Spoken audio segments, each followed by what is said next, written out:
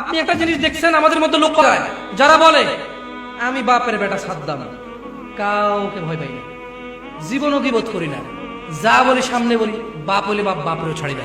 আছে কিনা? জোরে বলবেন একটু। আমার মনে হয় আমরা সবাই এরকম বলি যে সত্য কথা বলতে ভয় কিসের, আমি মুসলিম চিরনবীর, হয়তো একটা ভিতরে ফিল আসে, বুঝেন নাই? আসে তো নাকি আসে না? যখন দুজনে বললো যে এই তুই যে কথাটা বললি ছেলেটাকে এভাবে বলাটা উচিত হয় না, হ্যাঁ হ্যাঁ প্রতিপন্ন করা, তুই তো ওকে ওর সাথে তো ঝগড়া করে ফেললি, তোর তো ক্ষতি হবে। এই মেয়ে কিসের ক্ষতি? আল্লাহ যার কল্যাণ যে তারও কল্যাণ কে করবে?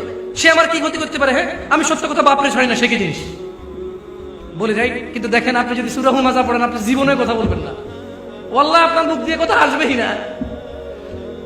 দেখেন গীবতের ওয়াজ এমন কোন ওয়াজিন নাই, ওয়াজের জগতে মাহফিলের জগতে এমন কোন বক্তা নাই যে গীবতের ওয়াজ করে না, কিন্তু কেউ কিন্তু এই ওয়াজটা করে না।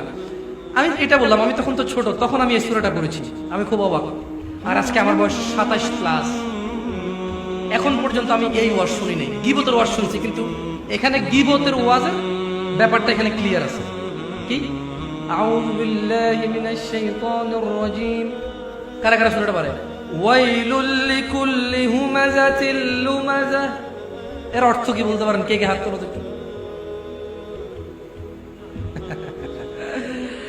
দুর্ভোগ প্রত্যেকের, জাহান্নামে যাবে ওরা সবাই, আল্লাহ রাগ করবে ওদের সবার উপরে। লিকুল্লি হুমাযাতিল লুমাযা, যারা পিছনে ও সামনে লোকের নিন্দা করে। এবার বলো দেখি, তুমি সত্য কথা বাপেরও ছাড়ো না, কথা দাও, ধমক দিয়া বলো তুই এটা খারাপ, ওই দিন মদ খাইছো আজকে বড় বড় কথা কস, বেয়াদব, তোর বাপ কি করে আমি জানি না। না, ও তো সত্য কথা বলে, বাপকেও ভয় পায় না, এই জন্য বলতেছে। মিথ্যা কথা কিন্তু বলে নাই, আসলে সে মিথ্যা কথা বলে না। কিন্তু আল্লাহ কি বলতেছে বলেন তো? ওয়াইলুল লিকুল্লি হুমাযাতিল লুমাযা। এটা যদি সত্য হয়, তুমি যে তার সামনে তাকে বলতেছো তুই তোর মতো গাজুড়ি বেড়া, তুই এনে বড় বড় কথা কস, তোর বাপ তুই মদড়ির ভূত মদড়ি,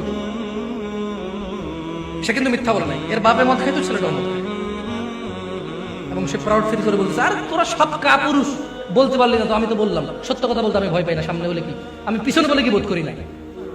নিজেকে এরকম ক্লিন করে কিনা অনেকে, বলেন তো আল্লাহ কি বলছে? নিন্দা করা। কি করা বলেন তো? এভাবে কাউকে বলা এটা কি নিন্দা না পরামর্শ? এটা কি নিন্দা না নসিহা? তোর মতো খারাপ আমি জীবনে চোখে দেখি নাই, তুই অস্বীকার করতে পারবি? ওই দিন অমুক মাইয়ার অন্য ধরে টান দিছিলি, আমি ছিলাম আর কি, দেখছি আর কি। কথাটা কি সত্য না মিথ্যা বলছি? সত্য বলছি, কিন্তু এটাকে আমি ওকে পরামর্শ দিলাম নাকি নিন্দা করলাম? বলেন তো আমাদের মধ্যে কারা এটা করি না? আমরা সবাই কিন্তু সাহসী, মাশাআল্লাহ। এই সাহসটা আমাদের সবার ভিতরে আছে, মাশাআল্লাহ, আছে না নাই? তো বলেন তো এটা কি সাহস নাকি এটা অভাগা জাহান্নামের কাজ? এবারে আসুন সামনে কিভাবে বলতে হয়। ইয়া জামশেদ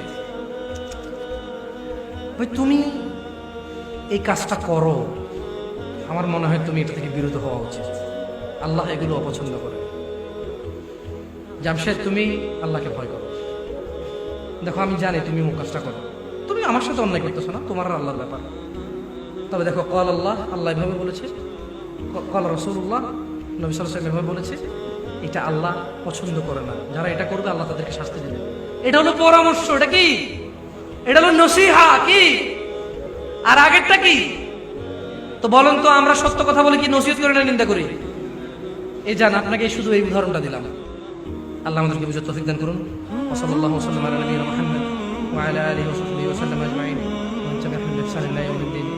আসসালামু আলাইকুম ওয়া রাহমাতুল্লাহি ওয়া বারাকাতুহু।